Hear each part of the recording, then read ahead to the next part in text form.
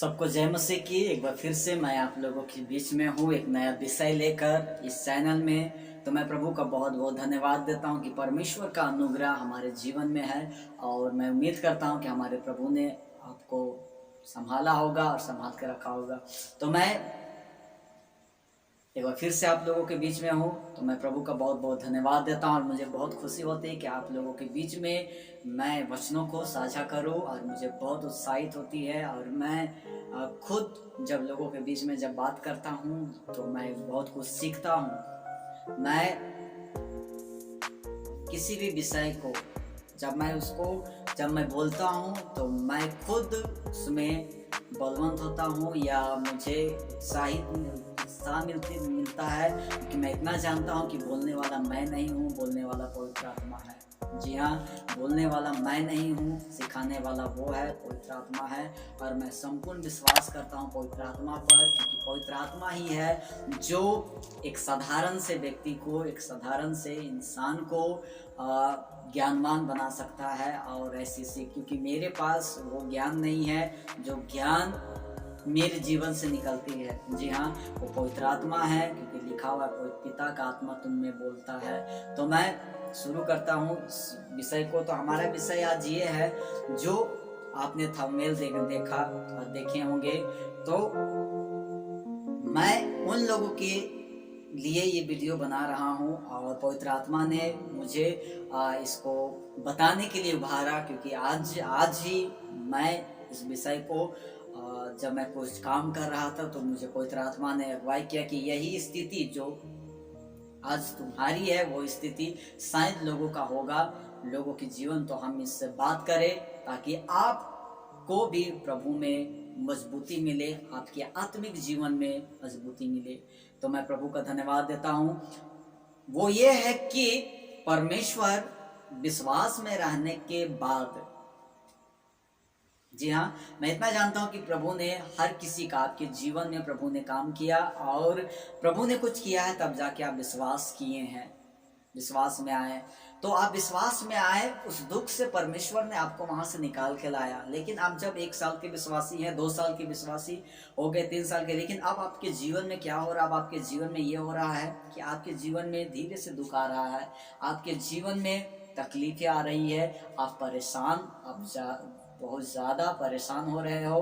आप परेशान है अपने बच्चों के लिए, परेशान है अपने पति के लिए, परेशान है अपनी पत्नी के लिए, और परेशान है अपने परिवार के लिए। और कई लोगों की जीवन तो ऐसी है, कई लोग बीमार भी है, बीमारी स्थिति में है। और लोग ऐसी स्थिति में रहकर एक सवाल हमेशा उनके मन में आता है कि मैं प्रार्थना कर रही हूँ, मैं प्रार्थना कर रहा हूँ, मैं वचन पढ़ रहा हूँ, मैं विश्वास में, मैं चर्च भी जा रहा हूँ, मैं संगति भी कर रहा हूँ, मैं बाइबल भी पढ़ रहा हूँ, लेकिन क्यों मेरे जीवन में ऐसी समस्या हो रही है? क्यों मुझे मेरे जीवन में ऐसा दुख हो रहा है? क्या मुझ में कोई कमी है या मुझसे कोई कमी हो रही है, या क्या मैं कोई गलत कर रहा, कोई चीज़ मेरे जीवन से गलत हुआ है?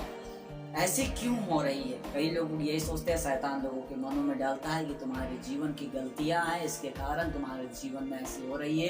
कई सेवक शिक्षक भी इन बातों को सिखा रहे हैं कि आप ये करते हो इसलिए आपके जीवन में ये हो रहा है। लेकिन जो प्रभु ने मेरे साथ साझा किया है वो मैं आपके साथ साझा करने जा रहा हूँ कि आपके जीवन में ये दुख, ये आर्थिक तंगी, किसी की आर्थिक तंगी, आर्थिक स्थिति भी खराब है, और कोई दुख में है, कोई सताव में है, कोई समस्या में है, कोई अपने परिवार की समस्या में उलझ गया है और वो प्रभु से प्रार्थना भी कर रहा है, लेकिन प्रभु से कोई प्रतिक्रिया नहीं आ रही है, कोई उत्तर नहीं आ रही है। और जिसके कारण लोग सोचते हैं कि हमको प्रभु ने छोड़ दिया है, परमेश्वर को हमसे कोई मतलब नहीं, यीशु मसीह को हमसे कोई मतलब नहीं है।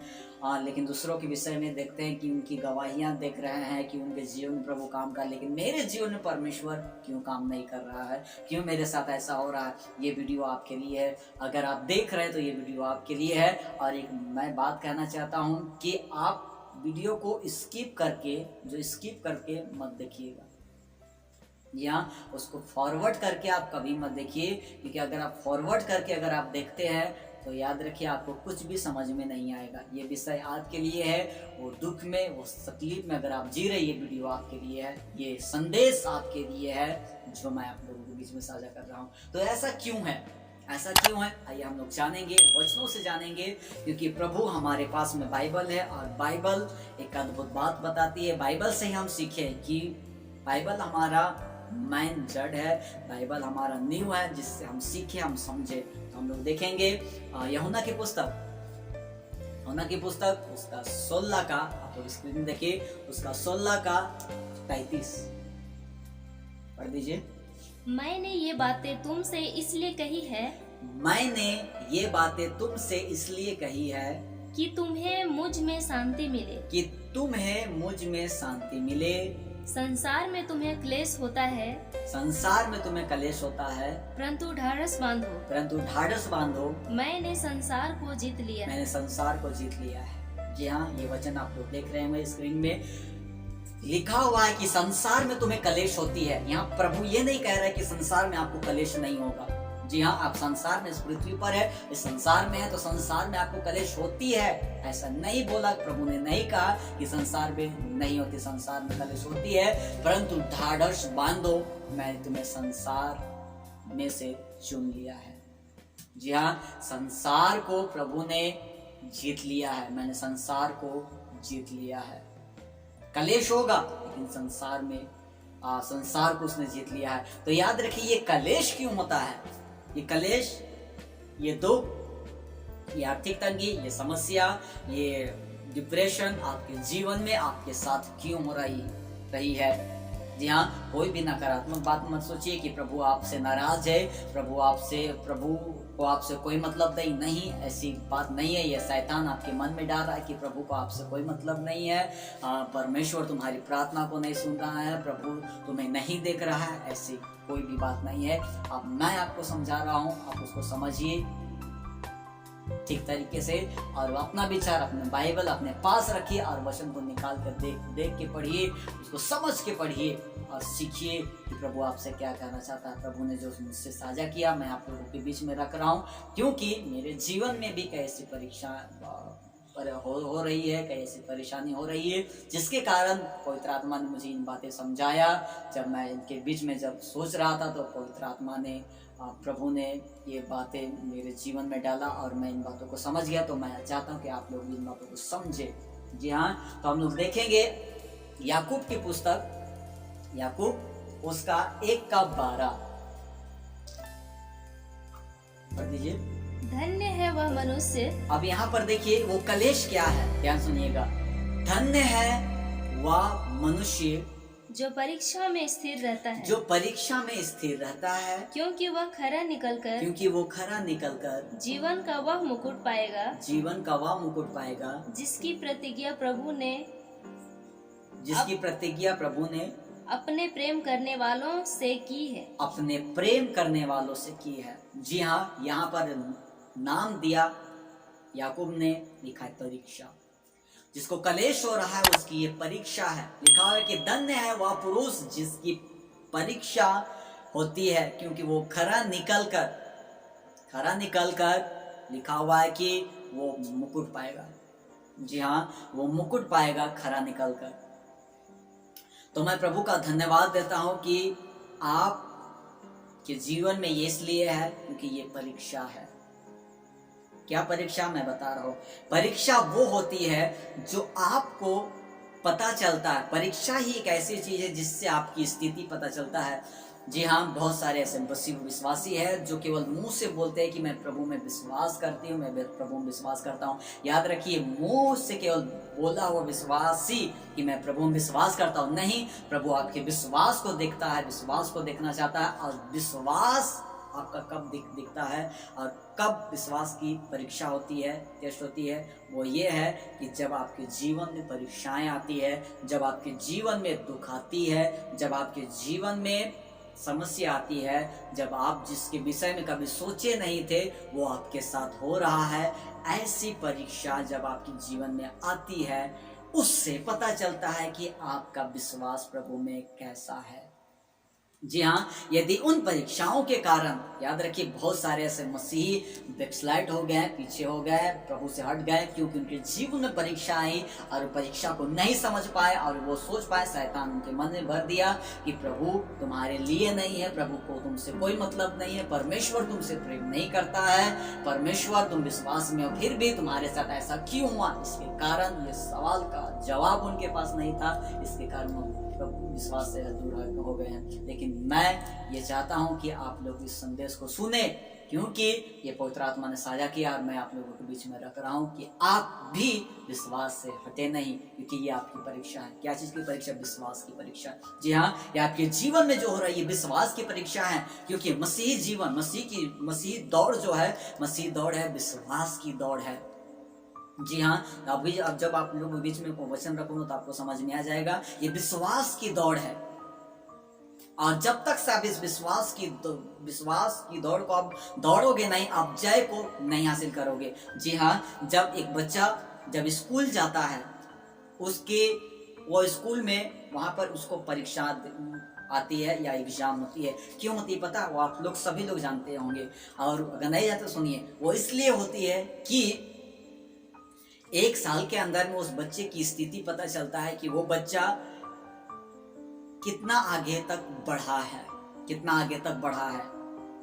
जी हाँ, बढ़ा है, या जो वो पढ़ाया जा रहा है क्या वो समझ पा रहा है कि नहीं समझ पा रहा है, इसके कारण वहां पर परीक्षा होती है। जी हाँ, और वही परीक्षा उसको, याद रखिए, वही परीक्षा उसको फेल कर देता है या तो पास कर देता है। ठीक है, वह तो वहीं रह जाता है, एक तो वहां से निकल जाता है। जी हाँ, तो ये परीक्षा उस बच्चे के साथ में इसलिए होता है, और वही परीक्षा उसको आगे क्लास तक क्या करता है? पहुंचाता है। अगर परीक्षा ना आए, कोई भी आगे तक नहीं बढ़ सकता है। उसके नंबर से, उनके रिजल्ट से पता चलता है, उनकी आत्मिक स्थिति पता चलती है, उसकी स्थिति पता चलती है कि वो कैसे समझा है।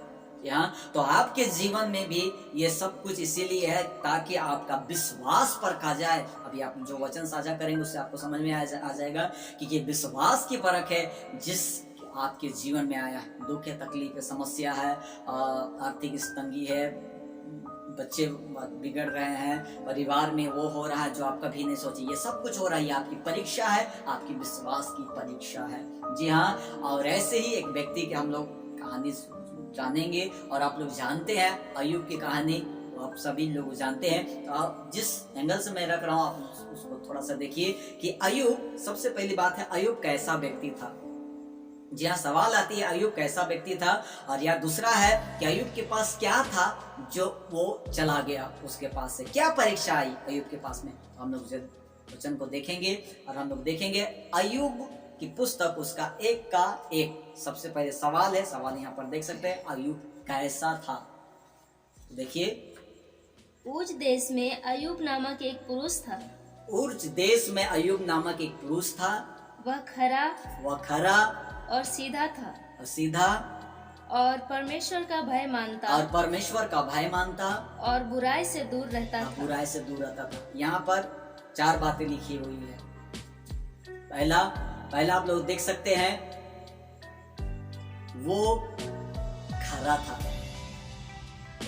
था। दूसरा, वो सीधा था। तीसरा, वो परमेश्वर का भय मानने वाला था।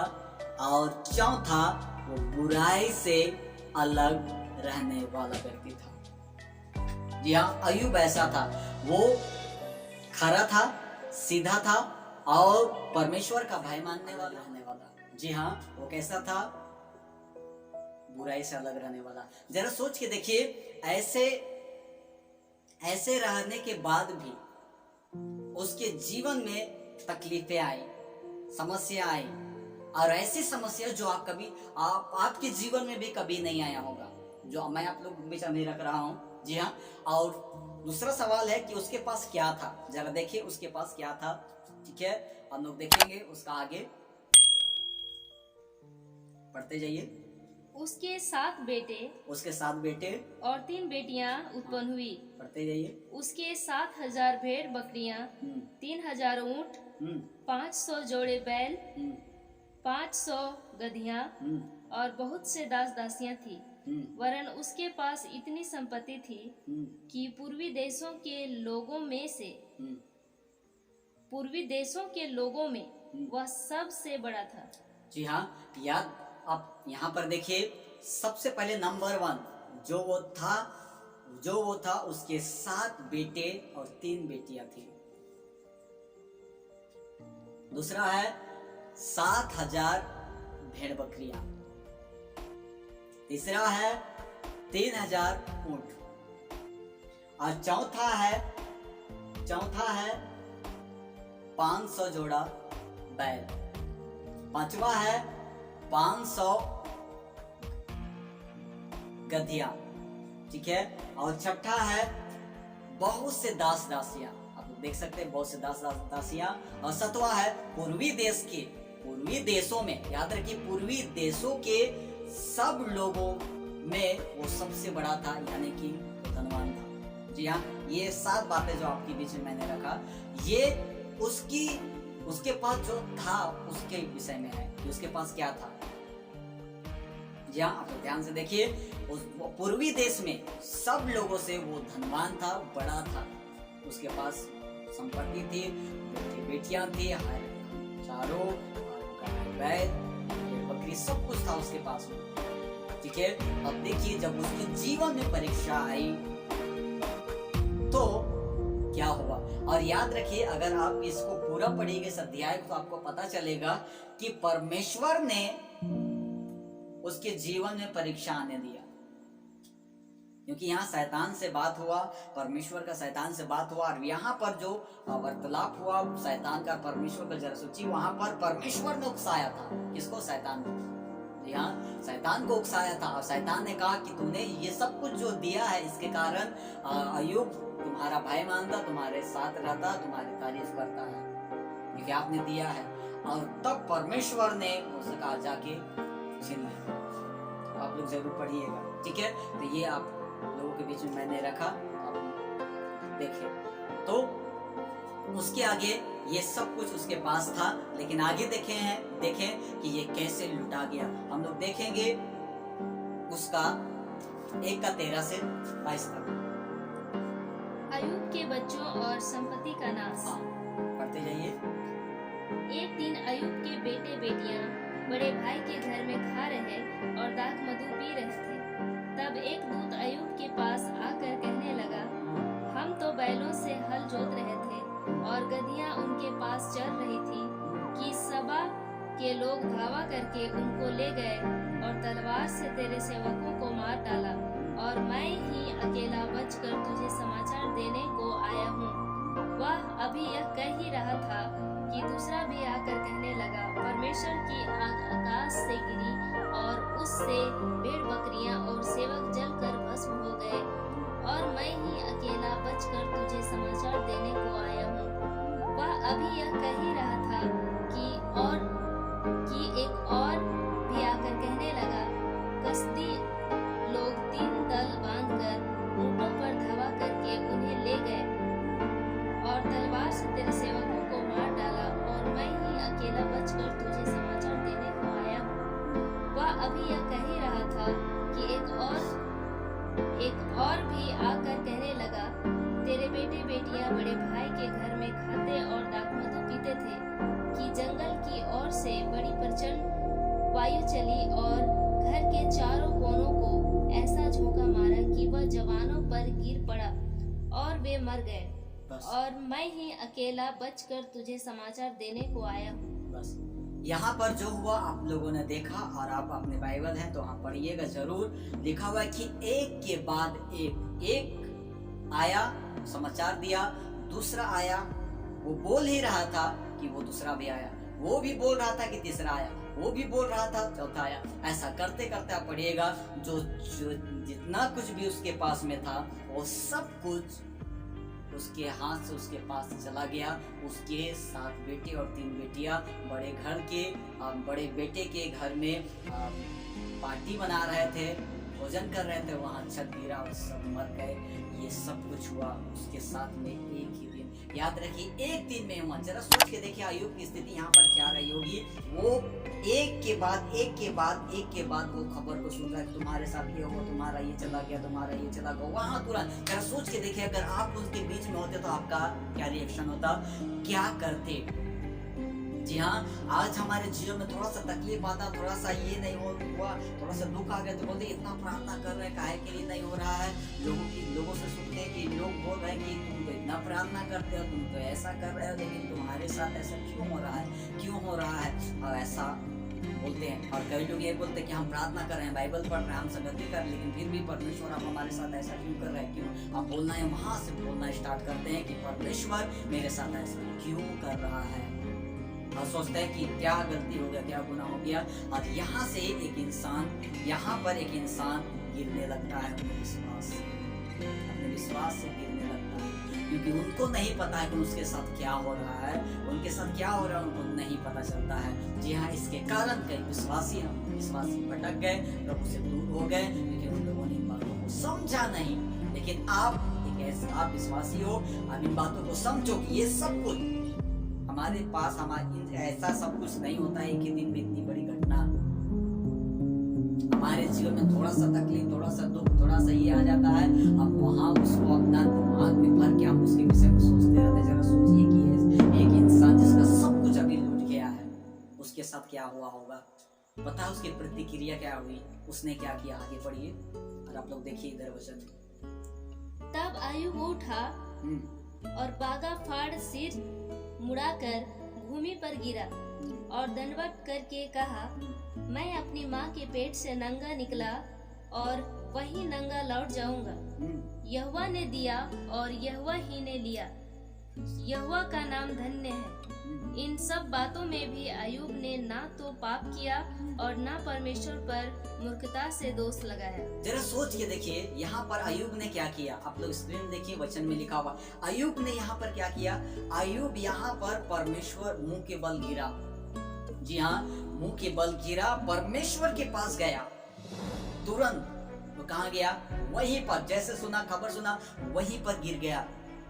वहीं पर गिर गया और कहा कि मैं अपने परमेश्वर से कहा कि मैं अपनी माँ के पेट से नंगा आया था और नंगा मैं चला जाऊंगा। यहोवा ने दिया और यहोवा ले गए। क्या हम ऐसा बोलते हैं, क्या बोलते हैं ऐसा, यहोवा ने दिया, यहोवा को ले गए, यहोवा ने ले गया? नहीं, लेकिन अय्यूब यहाँ पर जानता था कि परमेश्वर ने उसे वो दिया है और परमेश्वर उसे ले गया।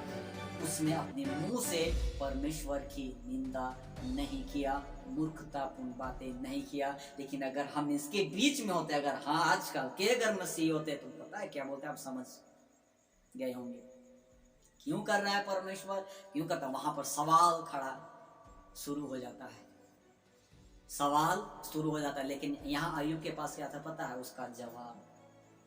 हमारे पास सवाल होती है, लेकिन अय्यूब के पास था जवाब, यहोवा ने दिया, यहोवा ले गया।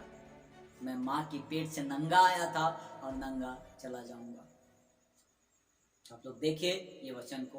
तो ये अय्यूब की स्थिति है और यही तक नहीं हुआ, और आगे भी हम लोग देखेंगे। आगे वचन पढ़ दीजिए, उसका 2:7 पढ़िए, 2:7। तब शैतान यहोवा के सामने से निकला। तब यहाँ देखिए, तब शैतान यहोवा के सामने से निकला और अय्यूब को पाँव के तलवे से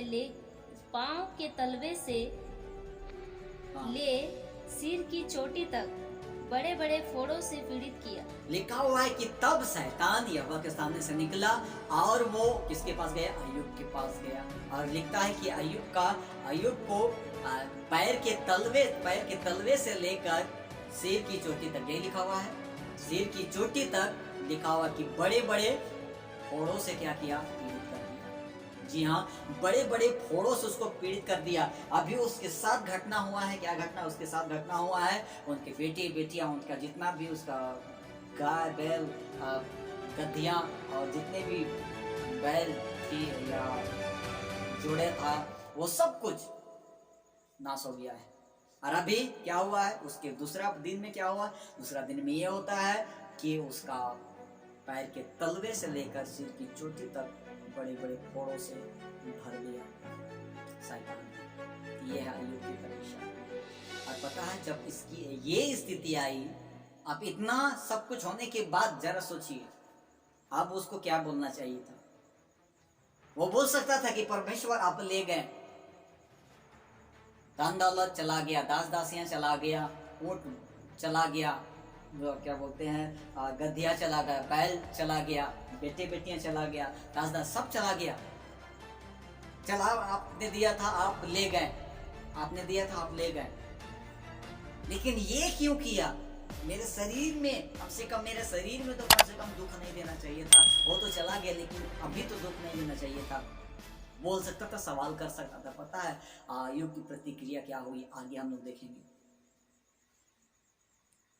तब अय्यूब खुजलाने के लिए एक ठीकरा लेकर हाँ। राख पर बैठ गया। हम्म, तब उसकी स्त्री उससे कहने लगी, हम्म, क्या तू अब भी अपनी खराई पर बना है? हाँ, परमेश्वर की निंदा कर और चाहे मर जाए तो मर जा। हम्म। उसकी पत्नी ने क्या कहा? तब वो खुजलाने के लिए ठिकरा लिया और खुजलाना बैठ गया। और जब वो खुजला रहा था तो उसकी पत्नी आई और कहने लगी कि क्या तू अभी भी अपने, यहाँ पर वचन देखे, क्या तू अभी भी अपनी खराई पर बना रहेगा? क्या अभी भी तो अपने विश्वास पे बना रहेगा? जो विश्वास तो परमेश्वर पे कर, क्या अभी भी बना रहेगा? इतना सब कुछ हो जाने के बाद, अरे बेटा बेटे चले गए, धन दौलत सब चला गया, सब कुछ लुटा गया, इतना सब कुछ लुटा गया, लेकिन अभी तो, लेकिन यहाँ पर क्या लिखा हुआ है, उसने, उसकी स्त्री ने कहा कि परमेश्वर की निंदा कर। यहाँ आप देख सकते हैं, परमेश्वर की निंदा कर, चाहे मर जा तो मर और जा, चाहे मर जाए तो मर जा। तो मर जा। क्या बोल रही थी? ध्यान सुनिए, क्या बोल रही थी? परमेश्वर की निंदा कर। शैतान क्या चाहता है पता है? आप अपने होठों से परमेश्वर की निंदा करें, आप अपने होठों से परमेश्वर की निंदा करें। क्यों? क्योंकि वो नहीं चाहता है कि आप परमेश्वर को महिमा दें, और आपके मन में ये डाला कि देखो परमेश्वर तुम्हारे साथ ये कर रहा है, परमेश्वर तुम्हारे साथ ये कर रहा है, तुम प्रार्थना कर रहे हो, तुम विश्वास में हो, तुम संगति कर रहे हो, तो फास्टिंग, फिर भी तुम्हारे साथ ये सब कुछ हो रहा है। देखो, वो आपको दिखाता है। क्यों दिखाता है? ताकि आप जो विश्वास की दौड़ जो दौड़ रहे हैं, वो विश्वास आप वहां से प्रभु में लगाना हटा दे। शैतान यही चाहता है। शैतान नहीं चाहता है कि आप परमेश्वर के राज्य में जाओ। शैतान नहीं चाहता है कि आप यीशु के साथ जाओ, क्योंकि वो कभी नहीं जा पाएगा, वो आपको भी नहीं जाने देगा।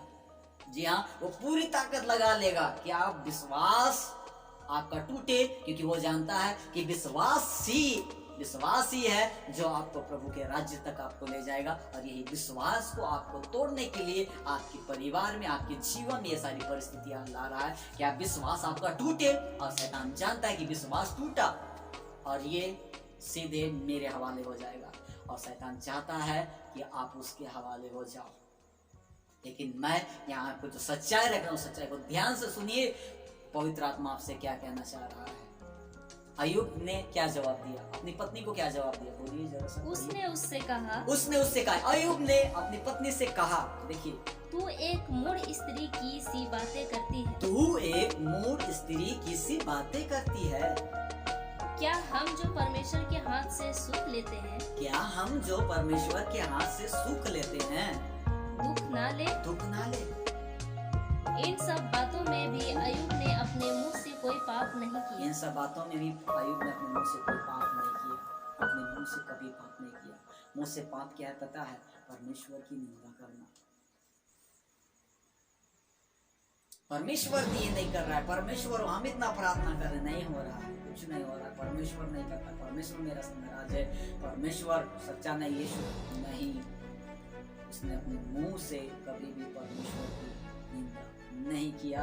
अपनी स्त्री, अपनी पत्नी को डांटा, क्या हम केवल परमेश्वर से सुख ही ले, दुख ना ले? आप सोचिए, आपको परमेश्वर से केवल सुख चाहिए, दुख भी चाहिए? याद रखिए, इस पृथ्वी पर, मैं आप लोगों के बीच में बात साझा कर रहा हूँ, इस पृथ्वी पर अगर आपको सुख चाहिए, ध्यान दीजिएगा, लेकिन यहां से जाने के बाद आपको सुख नहीं मिलेगा। इस पृथ्वी पर है। मैं एक बात और आप आया है, मैं आप लोगों की सुन रहा हूँ। आप लोग वो कहानी जरूर पढ़े होंगे जो यीशु मसीह ने साझा किया था। वो कहानी था लाजर का और धनवान व्यक्ति का। जरूर पढ़े होंगे और वहाँ पर लिखा होगा और आप लोग पढ़े हैं, ठीक है। और नहीं पढ़े तो देख लीजिएगा, वहाँ पर लिखा है कि वो सुख विलास में उसका जीवन जीता था, ठीक है। सुख विलास में उसका जीवन चलता था, ठीक है। और वहाँ लाजर की स्थिति क्या थी? लाजर वो थी, और उसका स्थिति ये था कि वो धनवान जो खाता था उसका जूठा जो बचा हुआ था, वो जो गिरता था उसको उठाकर वो क्या करता था? खाता था। यहाँ तक भी उसका घाव भरा हुआ था, घाव से, और कुत्ता भी उनकी घावों को चाटता था, ये हालत थी, ठीक है। लेकिन वहां पर लिखा हुआ है कि धनवान लाजर मरा, और लिखा हुआ है कि अब्राहम की गोद में स्वर्गदूतों ने आया और अब्राहम की गोद में उसको पहुंचाया। लेकिन लिखा, उसके बाद लिखा हुआ है धनवान भी मरा, वो गाड़ा गया, और लिखा हुआ है कि वो अधोलोक पहुंचा और उस पीड़ा में वो तड़प रहा था। जी हाँ, वो पीड़ा में तड़प रहा था। और जब उसने आंखें उठाकर जब देखा कि लाजर जो अब्राहम की गोद में पड़ा हुआ था, याद रखिए वो लाजर को जानता था, वो जो धनवान व्यक्ति था वो भी विश्वासी था और लाजर भी विश्वासी था। क्यों मैं ये कह रहा हूँ कि वहाँ वो अब्राहम को जानता था। अब्राहम को वही लोग जान सकता है जो बाइबल पढ़ता है, जो बाइबल पढ़ता है वही अब्राहम को जान सकता है। और उसने अब्राहम को देखा, लाजर को देखा अब्राहम की गोद में। जी हाँ, क्या बोला पता है? एक सिरके का कानी उंगली डुबा के मेरा जीभ को ठंडा करे। लिखा हुआ, अब्राहम ने कहा तू याद कर, आप यहाँ पर देख सकते हैं, तू याद कर कि तू अपने जीवन में अच्छी चीजों का ले चुका है, लेकिन वही लाजर दूर चुका। जी हाँ, यहाँ आप इस पृथ्वी पर अगर आप अच्छी चीजों का अनुभव कर रहे हैं, याद रखें यहाँ से जाने के बाद आपको नहीं मिलेगा। जी हाँ, नहीं, अगर आज इस पृथ्वी पर दुख है, ठीक है, धन्य है वे लोग जो आज दुख में हैं, क्योंकि वो शांति पाएंगे। तो प्रभु का धन्यवाद हो। और हो गया पूरा अय्यूब का, तो मैं प्रभु का धन्यवाद देता हूँ। और एक वचन हम लोग देखेंगे, पहला पत्रस उसका 1:6-7। इस कारण तुम मगन होते हो, यद्यपि अवश्य है कि अभी कुछ दिन के लिए नाना प्रकार की परीक्षाओं के कारण दुख में हो। और यह इसलिए है कि और आगे पढ़ते जाइए। तुम्हारा परखा हुआ विश्वास जो आग से ताए हुए नासवान सोने से भी कहीं अधिक बहुमूल्य है, यीशु मसीह के प्रकट होने पर प्रशंसा और महिमा और आदर का कारण ठहरे। यहाँ पर पत्रस यहाँ पर एक बहुत अच्छी बात लिखा है, पवित्र आत्मा के द्वारा लिखा हुआ है कि ये परीक्षाएं, मैं जानता हूँ कि तुम नाना प्रकार की परीक्षाओं के कारण तुम अभी दुख में हो। यहाँ पर ये कहना चाह, आप तो देख सकते हैं, नाना प्रकार की परीक्षाओं के कारण तुम अभी दुख में हो, ठीक है। ये नहीं कह रहा कि तुम नहीं हो, तुम दुख में हो। किसके लिए? परीक्षा के कारण तुम दुख में हो। तो आपके जीवन में ये क्यों है दुख? परीक्षा के कारण। और ये क्यों है? यहाँ भी लिखा गया ये कि इसलिए है कि तुम परखे जाओ। यही लिखा हुआ है कि तुम परखे जाओ, और तुम्हारा परखा हुआ विश्वास, क्या लिखा हुआ है? तुम्हारा परखा हुआ विश्वास जो सोने से भी, जो आग से ताए हुए नाश होने वाली सोने से भी कहीं अधिक बहुमूल्य है आपका परखा हुआ विश्वास। जी हाँ, आप एक सोना को आप देख सकते हैं, एक सोना है, वो सोना कब बनता है पता है? जब वो आग में जाता है। ऐसा कोई भी सोना नहीं है। आज सोना की कीमत बहुमूल्य है हमारे इस जमाने में, ठीक है। लेकिन यहाँ पर लिखा है वो नाशवान है। वो सोना कैसा है? नाशवान, नाश होने वाला है, वो सब खत्म हो जाएगा। लेकिन आपका एक चीज बाकी रहेगा, वो है आपका परखा हुआ विश्वास। तुम दुख में हो परीक्षा के कारण, तुम नाना प्रकार के दुखों में हो। ये इसलिए है ताकि तुम्हारा परखा हुआ विश्वास, प्रभु को चाहिए आपको परखा हुआ विश्वास। आप विश्वास करो, चाहे आप दुख में हो, चाहे आप तकलीफ में, चाहे आप बीमारी, चाहे आपकी आर्थिक स्थिति खराब है, चाहे कैसी भी परिस्थिति है, आप विश्वास में रहे, क्योंकि ये विश्वास की दौड़ है। आप याद रखिए, मेरा धर्मी जन विश्वास से जीवित रहेगा, ऐसा लिखा हुआ है। विश्वास से, आप विश्वास से जीवित रहोगे, आप विश्वास से पाओगे, विश्वास से प्रभु के राज्य में जाओगे। जी हाँ, यही विश्वास, शैतान नहीं चाहता कि आप विश्वास करें, विश्वास से भटक जाए। ये विश्वास, परखा हुआ विश्वास प्रभु को चाहिए कि आप उस परीक्षा को समझ के आप विश्वास में मजबूत हो सके। जी हाँ, मैं उम्मीद करता हूँ कि आप बहुत कुछ सीख रहे होंगे, तो मैं परमेश्वर का धन्यवाद। आज लिखा यीशु मसीह के दिन तक लिखा हुआ है कि महिमा, आदर और क्या लिखा हुआ है, यीशु मसीह के प्रकट होने पर, यीशु मसीह के प्रकट होने पर प्रशंसा और महिमा, प्रशंसा और महिमा, प्रशंसा और महिमा और आदर का कारण, और आदर का कारण ठहरेंगे आप। प्रशंसा, महिमा और आदर का कारण है आप। ठीक है, तो ये आपके लिए है। ये दुख आ रहा है, मत घबराइए। तकलीफ आ रहा है, मत सोचिए क्यों हो रहा है। प्रभु आपसे नाराज नहीं है, प्रभु आपसे दूर नहीं है। मत सोचिए प्रभु आपसे दूर, शैतान ही आपकी मंदिर है। प्रभु आपसे दूर है, परमेश्वर तुमको ही, परमेश्वर को तुमसे कोई मतलब नहीं है। परमेश्वर तुम्हारी प्रार्थना नहीं सुन रहा है, परमेश्वर तुमको नहीं देख रहा है। नहीं, वो झूठ बोल रहा है। परमेश्वर आपके साथ में है, और वो इसलिए होने दे रहा है कि आप परखे जाओ और आपका परखा हुआ विश्वास प्रभु के पास जाए, प्रभु के साथ में रहे। एक वचन और हम आप लोग भी साझा करेंगे। प्रकाशित वाक्य की पुस्तक उसका 2:10।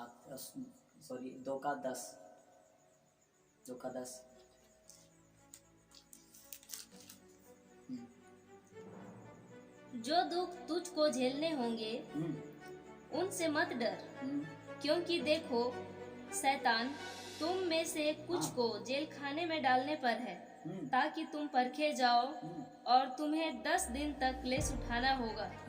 प्राण देने तक विश्वासी रह, तो मैं तुझे जीवन का मुकुट दूंगा। यहाँ पर क्या लिखा हुआ है? लिखा कि शैतान तुमको, कई लोगों को जेल खाने पर और कई लोगों को मरवा डालने पर, वैसे लिखा हुआ है, मरवा डालने पर है, ताकि तुम्हें कलेश हो, तुम परखे जाओ।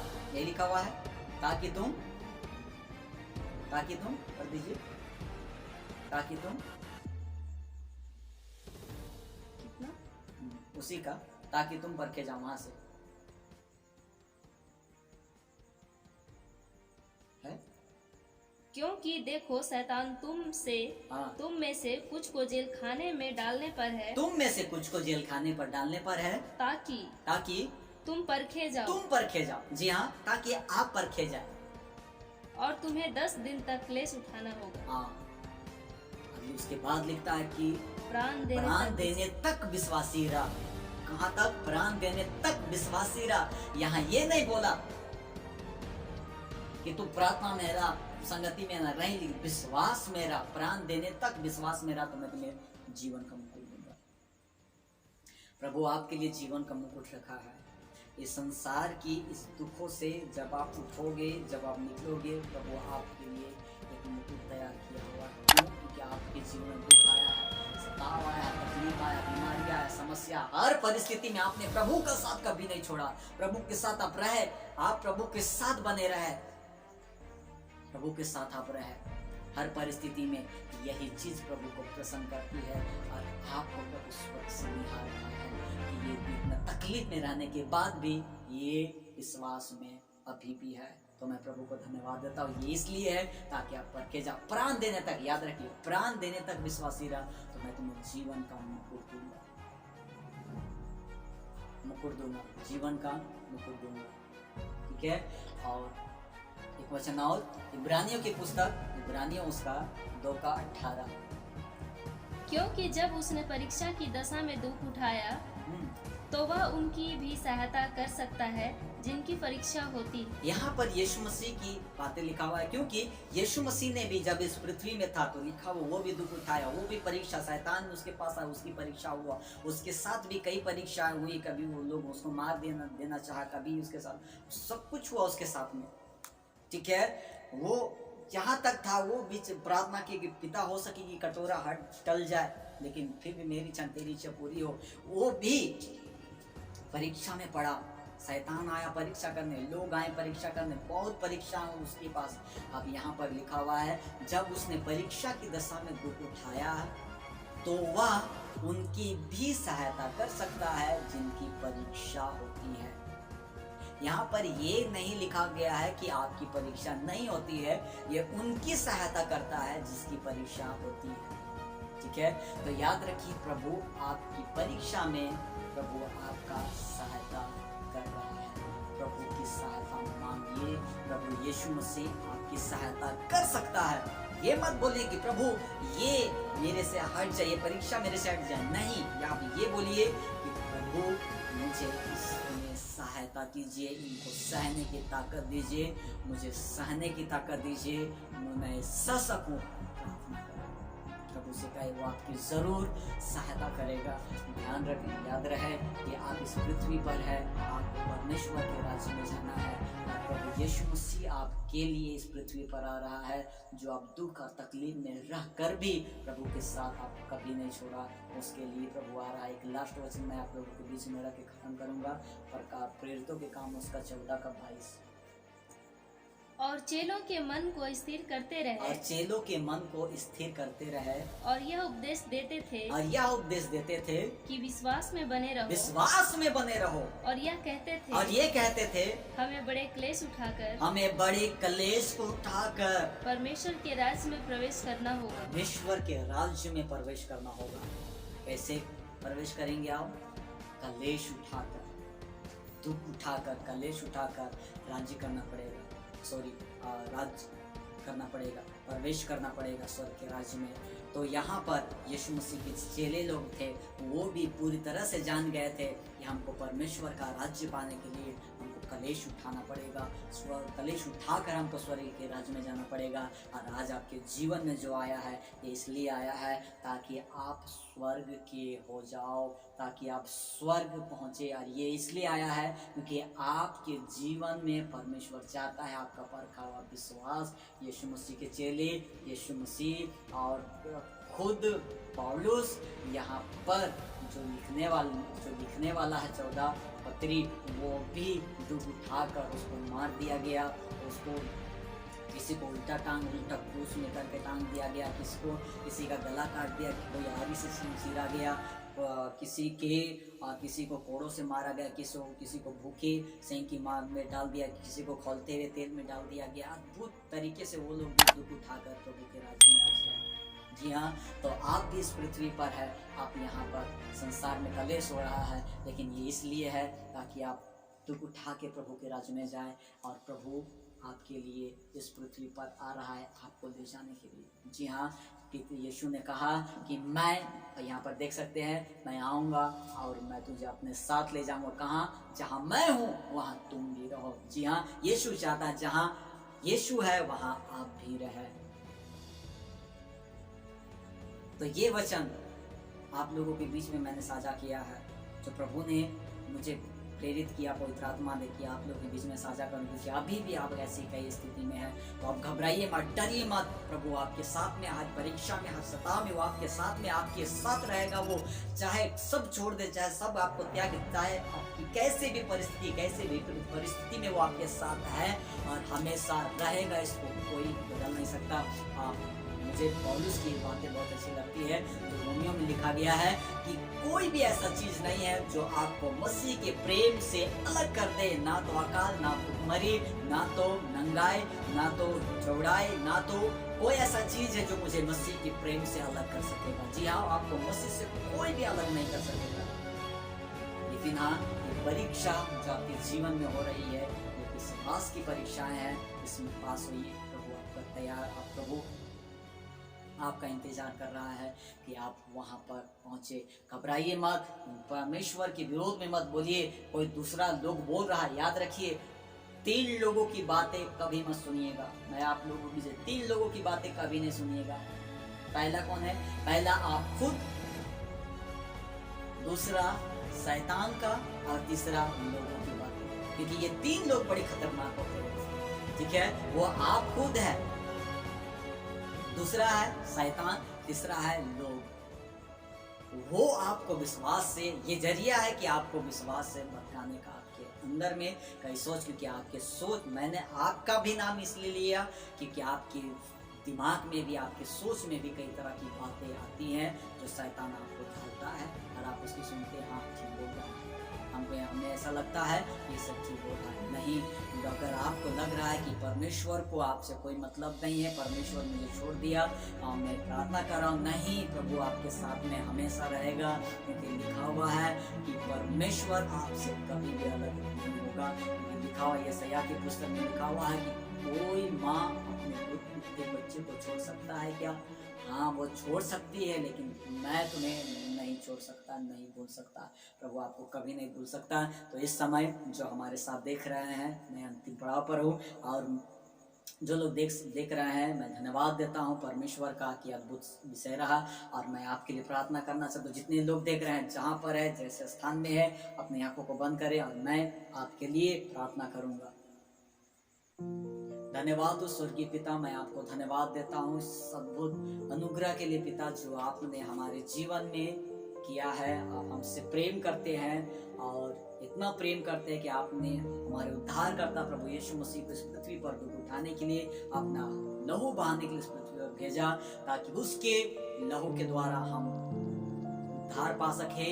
हम पापी थे, लेकिन उसके लहू ने हमें धर्मी ठहराया है। धन्यवाद हो पिता, आपकी अनुग्रह हमारे साथ में है और हम इस पृथ्वी पर अनुग्रह के साथ हम जीते हैं। आपके अनुग्रह हमारे जीवन में बहुतायत से है पिता। हम धन्यवाद देते हैं, हम उस काबिल नहीं थे, लेकिन आपने हमें उस काबिल बनाया है पिता। हम प्रार्थना कर रहे हैं, जितने लोग हमारे इस वचन को सुने हैं, जो आपने मेरे जीवन में दिया था, जो सुने हैं, मैं विश्वास करता हूँ कि लोगों के जीवन में ये कार्य किया है। लेकिन मैं प्रार्थना करता हूँ, उनकी आत्मिक जीवन आज कमजोर है, आज वो विश्वास में, शैतान की विश्वास में है। शैतान उनके मनों में कई तरह की बातें डाल रहा है, लोग कई तरह की बातें भर रहे हैं, लेकिन परमेश्वर प्रभु यीशु मसीह का अनुग्रह के द्वारा छुटकारा हो। और मैं प्रार्थना करता हूँ मेरे प्रभु, जो मैं ये नहीं कहता कि उनके जीवन की दुख और परीक्षा को हटा दे, परंतु ये कहता हूँ कि परमेश्वर पिता प्रभु यीशु मसीह आप उनकी सहायता कीजिए, क्योंकि आप भी इस पृथ्वी में जब थे तो आपने परीक्षा की दशा में आपने उठाया, तो आप उनकी भी सहायता कर सकते हैं जिनकी परीक्षा होती है। पिता प्रभु यीशु मसीह, मैं चाहता हूँ कि आप उनकी सहायता करें। इस समय हमारे साथ प्रार्थना कर रहे हैं, उनकी आत्मिक जीवन को मजबूत करें, उनके विश्वास को मजबूत करें, क्योंकि शैतान चाहता है कि हम विश्वास में हट जाए, क्योंकि हम विश्वास से ही हम जीवित रहते हैं। पिता हम धन्यवाद देते हैं मेरे पिता, हम प्रार्थना करते हैं मेरे प्रभु यीशु मसीह, आपकी महिमा हो कि आप हमारी प्रार्थना को सुनने वाले हैं। पिता, लोग शैतानी उन लोगों के मनों में डाला है कि परमेश्वर को तुमसे कोई मतलब नहीं है, परमेश्वर तुम्हारी प्रार्थना को नहीं सुनता है, परमेश्वर तुमसे नाराज है। इन सारी बातों को शैतान डालता है, लेकिन पिता आप उन्हें सत्य उजागर करे, सत्य का प्रकाश मिले, सत्य की आत्मा इनके जीवन में जाए, ताकि ये लोग सत्य को भली बातें समझ ले और जान जाए। धन्यवाद देते हैं, मैं आशीषित हुआ और मैं विश्वास करता हूँ कि लोग भी आशीषित हुए। धन्यवाद हो प्रभु यीशु मसीह के नाम में, आमीन। और इस वचन के द्वारा, इस प्रार्थना के द्वारा आपको बहुत बहुत धन्यवाद। आप हमारे वीडियो को देखे और अपनी प्रतिक्रिया दिए। तो मैं यही कहूँगा खत्म करने से पहले कि जितने लोग हमारे चैनल को सब्सक्राइब नहीं किए हैं, वो जरूर से सब्सक्राइब कीजिए, क्योंकि ये चैनल के द्वारा आपको आत्मिकता से जुड़ी कई बातें आपको सीखने के लिए, जानने के लिए आपको मिलेगी। और जितने लोग हमारे चैनल में नए हैं, मैं उन लोगों से खासकर करना चाहता हूँ कि आप केवल देखे ही नहीं, परंतु सब्सक्राइब भी करें। और इसको जो आप लोगों ने देखा, केवल अपने तक ही नहीं रखिए, दूसरों तक भी पहुंचाइए, उन लोगों तक जिन्हें आज इनकी जरूरत है। अगर आपको अच्छा लगा है, आपको अगर कुछ भी अगर अच्छा लगा, 1% भी अगर आपको अच्छा लगा है, तो आप जरूर लोगों तक इसको शेयर कीजिए और अपना कमेंट्स लिख सकते हैं। जो भी आपकी प्रतिक्रिया है, आपको कैसा लगा, आप अपने कमेंट में दे सकते हैं और लोगों तक शेयर करें। और तो हम लोग जल्दी मिलेंगे, अगले वीडियो में जल्दी मिलेंगे, नए विषय लेकर, नए टॉपिक लेकर। तब तक लिए सब लोगों को जय मसीह की। आपके परिवार सलामत रहे, परमेश्वर अपना मुखमंडल आपके परिवार में चमकाए, आपको हर समस्या से, हर चीजों को सहने की आपको ताकत दे। पवित्र आत्मा की अनुग्रह आपके साथ में बना रहे हमेशा के लिए, यीशु के नाम में, आमीन।